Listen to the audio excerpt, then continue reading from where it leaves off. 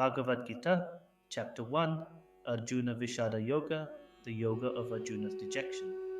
The Bhagavad Gita is set in the midst of the Kurukshetra war, a great battle between the Pandavas and the Kauravas. This war was fought over righteousness, dharma, and justice. The Pandavas, led by Arjuna, were rightful heirs to the kingdom, but the Kauravas, led by Duryodhana, had unlawfully seized control. The battlefield of Kurukshetra, also known as Dharmakshetra, the field of Dharma, was chosen for this decisive war. Both sides assembled with great warriors, including Bhishma, Dronacharya, Karna, and others. Before the war began, Arjuna, the mighty warrior, was placed between the two armies by Lord Krishna, who served as his charioteer. This chapter describes Arjuna's deep moral dilemma and despair upon seeing his own relatives, teachers, and loved ones on both sides of the battlefield. Dhritarashtra's inquiry. Dhritarashtra said, O Sanjaya, assembled on the sacred battlefield of Kurukshetra, eager for battle, what did my sons and the sons of Pandu do? Dhritarashtra, the blind king, knows that his sons have acted unjustly by seizing the kingdom unlawfully. Deep inside, he fears the consequences of their actions. Sanjaya, on the other hand, has the divine vision due to which he can see what is happening at the battlefield. His question to Sanjaya is not just about curiosity, but also an attempt to anticipate the inevitable outcome of the war. Duryodhana approaches Dronacharya. Sanjaya said, seeing the Pandava army arranged in a military formation by Drishtadyumna, King Duryodhana approached his teacher, Dronacharya, and spoke these words, O revered teacher, look at this vast army of the Pandavas, arranged skillfully by the son of Drupada, your wise disciple. He then listed the mighty warriors on both sides, including Arjuna, Yuyudhana, Bhishma, Karna, and others. Our strength, protected by Bhishma, is immeasurable, whereas the Pandava army, protected by Arjuna, is limited. Duryodhana assesses the situation with a mix of anxiety and confidence. He overestimates the strength of his army, relying heavily on Bhishma's leadership, yet deep down he is aware that his cause is unjust. This inner conflict reflects the tension between his outward assurance and the moral uncertainty he faces, knowing that he is fighting for a cause that contradicts dharma, righteousness. The blowing of conches, the war begins. To boost the morale of the Kaurava army, Grandfather Bhishma, the oldest warrior, roared like a lion and blew his conch shell loudly. Following him, all the warriors on both sides blew their conches, drums, and other instruments, creating a tumultuous sound that shook the earth. In response, Lord Krishna and Arjuna, seated on their grand chariot, drawn by white horses, blew their divine conches. Krishna blew Panchajanya, Arjuna blew Devadatta, and Bhima blew Paundra. The blowing of conches marks the preparation and declaration of battle, with both sides assuring themselves of victory. These conches serve as symbols of confidence, calling forth the warriors to fight for their cause. Motivationally, the sound of the conch can be seen as a reminder to choose the right conch in our daily lives, symbolizing the voice or action that aligns with our purpose and values, motivating us to face challenges head on. Arjuna's inner conflict begins. As the war was about to begin, Arjuna requested Krishna, O Krishna, take my chariot between the two armies, so I may see those gathered here for battle. Let me see those assembled here, eager to fight for Duryodhana and understand whom I must battle.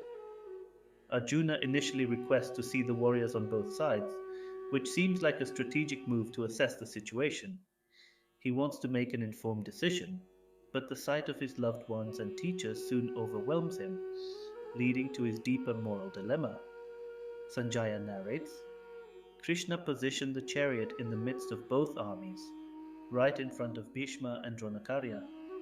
Then Krishna spoke, O Arjuna, behold these assembled Kauravas. Krishna places Arjuna at the center of the battle, right in front of his relatives, teachers, and friends, forcing him to confront his inner turmoil and attachments. This is where Arjuna's crisis deepens, and the dilemma between duty and emotional attachment begins. Arjuna's despair. As Arjuna surveyed the battlefield, he saw his relatives, teachers, friends, uncles, sons, and grandfathers on both sides. Overcome with sorrow, he spoke, O Krishna, seeing my own kinsmen ready to kill each other, my body trembles, my mouth dries up, and my bow slips from my hand. My mind is reeling, my skin burns, and I cannot stand any longer. Arjuna experiences severe emotional distress. His body reacts physically to his internal conflict, symbolizing the struggle between material attachment and higher duty. This is where his dilemma intensifies. Arjuna questions the war's purpose. I see bad omens everywhere, O Krishna. I do not see any good coming from this war. Arjuna laments, O Krishna, what pleasure will we gain by killing our own relatives? Even if we win the kingdom, I do not wish to enjoy it at the cost of their blood. Arjuna's despair highlights the ethical dilemma faced by all humans.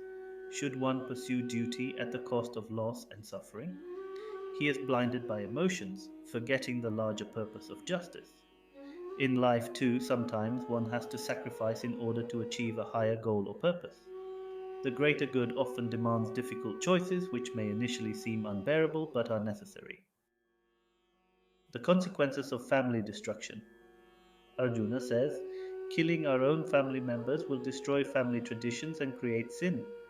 I do not desire victory, kingdom, or pleasures gained through such suffering. With the destruction of the family, religious traditions are lost, and irreligion spreads, leading to the downfall of society. By such sinful acts, our ancestors will also suffer, as their offerings of food and water will cease. Arjuna fears societal decay and spiritual downfall. His concerns are valid, but they are influenced by attachment rather than dharma. Arjuna refuses to fight. O Krishna, we are about to commit a great sin by fighting this war against our own relatives. It is better for me to be killed unarmed and unresisting than to kill my own kinsmen. Arjuna's words show his complete breakdown. He now sees non action as superior to duty. This is a pivotal moment in the Gita, where the conflict between emotion and duty reaches its peak. Saying this, Arjuna, overwhelmed with sorrow, cast aside his bow and arrows and sank into his chariot in despair.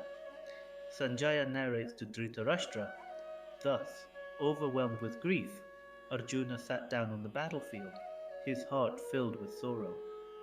Arjuna's surrender to despair represents the lowest point of human struggle. This moment sets the stage for Krishna's teachings on duty, wisdom, and self realization in the next chapter. What happens next? In chapter 2, Krishna begins his divine teachings to Arjuna, explaining the eternal nature of the soul and the duty of a warrior. Stay tuned for Krishna's wisdom in the next chapter.